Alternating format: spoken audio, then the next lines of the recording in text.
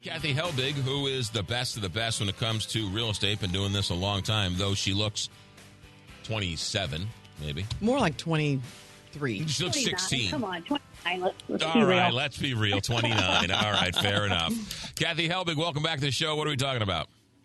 Hey, guys, we're talking about changing the script a little bit. I know the headlines have all been about interest rates and woe is me with the housing market, but I was just doing a little bit of mathematical formulas this week and looking at, is it really a bad time for buyers to buy in this market with rates going up? And the answer is it's actually not. It's actually really kind of good news for buyers out there in this market right now with the rates going up, because it is, just like it's supposed to be doing, slowing inflation, which means slowing home sales. It is slowing the amount of homes being sold. So now, although rates are higher, if you look at just what you'd be paying 3 months ago. So I went back and looked at what houses were selling for in April versus what they've been closing for in July, and you're getting a better deal on the house. So take a $300,000 loan amount that, yes, maybe you're paying 6% now versus what you could have gotten a few months ago at 4%. You're not necessarily having to go $25,000 or $50,000 over list price coming up in this market. We're seeing less and less multiple offers. So now you can get the house for maybe list price. Do the math, you still end up being ahead of the game.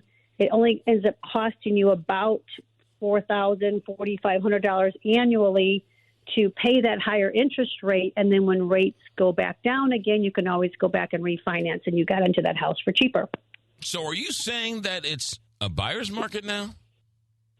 It's not quite a buyer's market yet, but it's starting to balance at this point. So if you've been beat up by the market for the last couple of years, you need to think about getting back into it at this point, because we are seeing less and less competing offers. We're seeing, like I said a couple times in the show this month, that we're seeing contingencies come back in. So there's micro shifts in the market that buyers should be paying attention to, and tune out the rate talk right now, because, as I said before, you're marrying the house, not the rate. The rate can always change. You can refinance at any point in time. So if you were willing to pay $25,000 or $50,000 over list price for a house 6 months ago, you should be more than willing to pay 6% interest rate right now, because that's only costing you, at the numbers I told you, $4,500 annually more, right, versus you were willing to pay $25,000 more for that house 3 months ago. Anecdotally, I'm starting to see some homes that were listed drop in price. Yes. Yeah, I think I saw this morning we had 367 price adjustments in the last week. Some of those are, probably 10% of those are new construction price adjustments up, but that's still a pretty high number of price adjustments down, and that's week after week. So definitely hearing from other realtors that not everything's flying off the shelf.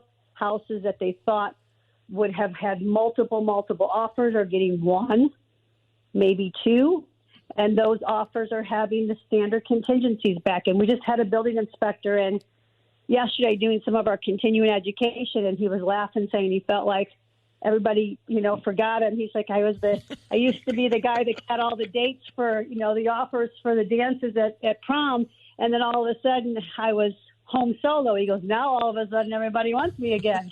So that's another micro indicator that the market's changing again. So as a buyer, it's time to get moving. As a seller, you still are up. So nationally, I was looking at some numbers.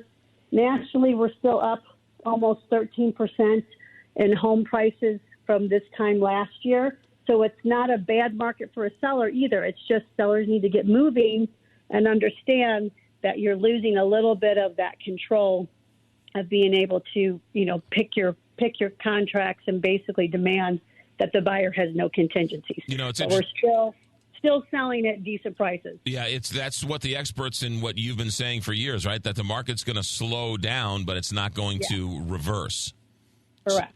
So the sellers keep the increase in value, but there's not as many buyers, and so it's slowing down but not going backwards. That's exactly what you've been saying for months. Right. Yeah. And the numbers I looked at in April versus now, to just do a quick little because we were still pretty hot going into April. The houses that were closed in April would have gone under contract in probably March or into February. Still average 6 days on the market. The average right now is still 6 days on the market.